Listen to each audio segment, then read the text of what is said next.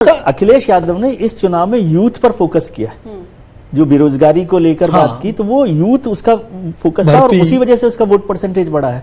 जबकि बीजेपी सब पर काम कर रही थी, लेकिन महिलाओं पर उनका फोकस ज्यादा था। प्रधानमंत्री यूथ पे बीजेपी बच रही थी, बेरोजगारी के सवाल पर उसको जवाब नहीं था, तो बेरोजगारी पर वो बच रही थी। तो अखिलेश को यूथ का जो सपोर्ट है वो पूरा मिला है और प्रधानमंत्री ने महिलाओं को लेकर फोकस किया। और आप देखिए ना, 2014 का इलेक्शन, 2019 का इलेक्शन, दोनों में महिलाओं से ही भारतीय जनता पार्टी को इतनी बड़ी बढ़त मिली है, तो वो एकदम कम नहीं होने वाली थी। और वो परसेप्शन का फायदा या ब्रांडिंग का फायदा ये हुआ कि उन्नाव कांड और हाथरस कांड दोनों की चर्चा तो कोई कर नहीं पाया, और वो उस पर पुराना जो बैगेज था अखिलेश यादव का, वो अभी तक चल रहा है। मतलब जो 2017 में जो चले गए, उन्होंने सरकार में गुंडा तत्व ये सब, जबकि वो 1090 एक हेल्पलाइन है महिला से शुरू की थी, जो लखनऊ में चौराहे का नाम 1090 हो गया है, वो हेल्पलाइन अखिलेश ने शुरू की थी।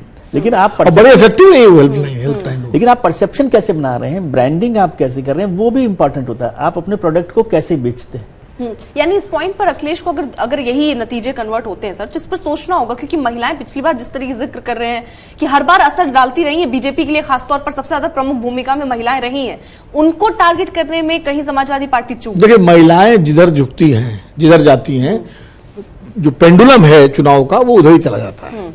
वो चाहे बिहार में नीतीश कुमार हो, या गुजरात में नरेंद्र मोदी जी रहे हो, या बंगाल में ममता बनर्जी, दिल्ली में जब तक शीला दीक्षित के साथ महिलाएं रही, शीला दीक्षित जीतती रही, उसके बाद अरविंद केजरीवाल पर महिलाओं का सपोर्ट हो गया। तो महिला, इसीलिए कांग्रेस पार्टी ने, जो प्रियंका गांधी ने किया था, महिला वाला जेंडर इशू उठाया। उनको लगता था कि जीत की संभावना तो उनको भी नहीं लग रही थी, लेकिन लग रहा था इससे कांग्रेस रिवाइव हो जाएगी।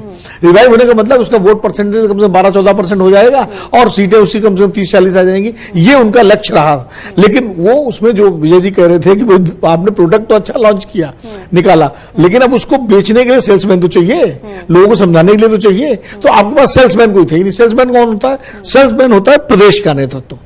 प्रदेश नेतृत्व, मैं पूरे सम्मान के साथ कहूंगा, लल्लू जी को आपने अध्यक्ष बना दिया, लेकिन लल्लू जी पैन उत्तर प्रदेश के नेता नहीं है भाई। उनकी वो अपील नहीं है जो एक नेता की होनी चाहिए उत्तर प्रदेश में। एक प्रदेश नेतृत्व का बड़ा महत्व होता है। ये बात कांग्रेस नेतृत्व करती रहती है, बीजेपी बदलती है, अपने प्रदेश प्रभारियों को बदलती है। बिल्कुल, कांग्रेस सबक क्यों नहीं लेती सर पिछली बार से कि अच्छा चलिए अब इस बार हम किसी और को लेकर आते हैं, किसी और के चेहरे पर मेहनत कराते हैं। बीजेपी ने पांडे जी को बदल के, महेंद्र जी को बदल के स्वतंत्र लक्ष्मीकांत वाजपेयी को बदला, तब केशव मौर्य को बनाया। अच्छा परफॉर्म करने के बाद भी बदलते हैं हर बार। केशव प्रसाद मौर्य को बनाया और उसका नतीजा 2017 में मिला उनको। ये स्ट्रेटेजी पे क्यों नहीं कांग्रेस? देखिए, राजनीति डर डर के नहीं होती है। अच्छा, आप ये कह रहे हैं कांग्रेस डर डर के? कांग्रेस नेतृत्व की मैं बात कर रहा हूं। जो मौजूदा नेतृत्व है, फैसले लेने में इतनी देर कर देता है कि तब तक उसका कोई मतलब ही नहीं रहता।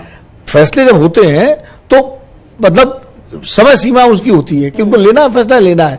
और डरने से मेरा मतलब ये है, अब उनको लगता है लल्लू को बदलें कि ना बदलें तो कहीं पिछड़े ना हो जाएं, फिर अगले कैसे खुश होंगे। ऐसे नहीं होता है। एक बार आपको तय करना पड़ता है, कोई ये आदमी कोई भी हो, चाहे वो राज बब्बर जो 2017 में अध्यक्ष थे, उन्होंने इस्तीफा भी दे दिया, फिर भी चलते रहे, वो सालों चले वो। लेकिन राज बब्बर का मैं जिक्र करूं, आपने जिक्र कर दिया, राज बब्बर के साथ में था उस 2017 के इलेक्शन में, जिस दिन ये फैसला हुआ कि समाजवादी पार्टी और कांग्रेस का गठबंधन हो रहा है, राहुल गांधी प्रेस कॉन्फ्रेंस कर रहे हैं, उससे 2 रात पहले मैं उनके साथ था। उनको खबर ही नहीं की गई, नहीं थी। मतलब उनको कॉन्फिडेंस में ही नहीं लिया गया। और वो फ्लोर पे नहीं थे। हाँ, जो प्रदेश अध्यक्ष है उसको कॉन्फिडेंस में लिए बिना आप प्रदेश के बारे में, और वो इसके पक्ष में नहीं थे, इस गठबंधन की। राज बब्बर वो तो पूरे समय में विरोध जनाक्रोश रैली कर रहे थे। कांग्रेस में तो फैसले बनाकर थोप दिए जाते हैं, वो पूरा एक वो नहीं, थोपे फैसले हर जगह जाते हैं हाईकमान से, ऐसा नहीं थोपे जाते हैं बीजेपी भी। लेकिन फिर वो फैसले जब लिए जाते हैं तो लिए जाते हैं और समय पर लिए जाते हैं। फिर उसको सबको लाइन पर कांग्रेस का जो फैसला था 2017 का, बड़ा ही पैर में कुल्हाड़ी मारने वाला फैसला था। आपने शीला दीक्षित को प्रोजेक्ट किया, नारा लगाया प्रशांत किशोर को हायर करके कि 27 साल यूपी बेहाल, राहुल गांधी की पूरी खाट यात्रा से लेकर के किसान यात्रा तक हो गई है। एक माहौल बन रहा था आपके पक्ष में, लोग आपकी सभाओं में आ रहे थे, और अचानक सर्जिकल स्ट्राइक हुई, पूरा डर गए आप। अरे आपको लड़ना चाहिए था, आप जिस एजेंडे पे गए थे। आपने एकदम से जाकर के उस समाजवादी पार्टी ने गठबंधन किया जो खुद ही अपने घर में लड़ाई से जूझ रही थी, जिसके खिलाफ एंटी इनकम्बेंसी भी थी, और आप खुद 3 महीने तक उसके खिलाफ जो है प्रदर्शन कर रहे थे सड़कों पर, जन आक्रोश रैली जन आक्रोश रैली कर रहे थे। 27 साल यूपी प्रेस बिहार कॉन्फ्रेंस में मैं था, राहुल गांधी और अखिलेश जी जिस प्रेस कॉन्फ्रेंस में ये फैसला हुआ कि यूपी को ये साथ पसंद है 2 लड़कों का, तो उसमें भी इंटरेस्टिंग बात है। आप सोचिए, कांग्रेस नेशनल पार्टी थी, राहुल गांधी बड़े लीडर थे, ये सब था। मेरे एक मित्र ने एक सवाल पूछा, क्योंकि राहुल गांधी ने कहा कि भाई अखिलेश यादव हमारे चीफ मिनिस्टरियल कैंडिडेट होंगे। ठीक है, कोई बात नहीं, तो थे भाई, थे ही वो। लेकिन उसी में मेरे एक मित्र ने सवाल पूछा अखिलेश से कि क्या राहुल जी ने तो आपको चीफ मिनिस्टरियल कैंडिडेट बना दिया, 2019 में क्या आप राहुल गांधी को प्राइम मिनिस्टरियल कैंडिडेट के तौर पर सपोर्ट करेंगे? तो उन्होंने, अखिलेश ने कहा अभी तो ये 2017 का, अभी तो ये चुनाव होने तो फिर देखेंगे ना। अब आप सोचिए, ऐसे आप अलायंस कर रहे हैं, मतलब आपकी क्या स्ट्रेटेजी है? जिस आदमी फॉर्मली उस समय तो कहते हैं ना, जो होता 19 में, हाँ, आपके साथ बैठा हुआ आदमी आपको कह रहा है कि ये देखी जाएगी, अभी तो 2019 की नहीं, अभी तो हम ये लड़ाई लड़ रहे हैं। नहीं, और फॉर्मली ये तो आप एक्सपेक्ट करते हैं। आप ये कह देते कि भाई बिल्कुल हमारी तरफ से कोई एतराज नहीं, कांग्रेस पार्टी की इतनी सीटें ले आएगी कि सरकार बन सके। इतना बोलने की जरूरत नहीं है, उस समय केवल कह देते हैं, वो तो बदलते रहते हैं, बदलने वाले तो बदलते रहते हैं, लेकिन उस समय तो आप कह सकते थे कि हाँ राहुल गांधी के साथ हम चलेंगे।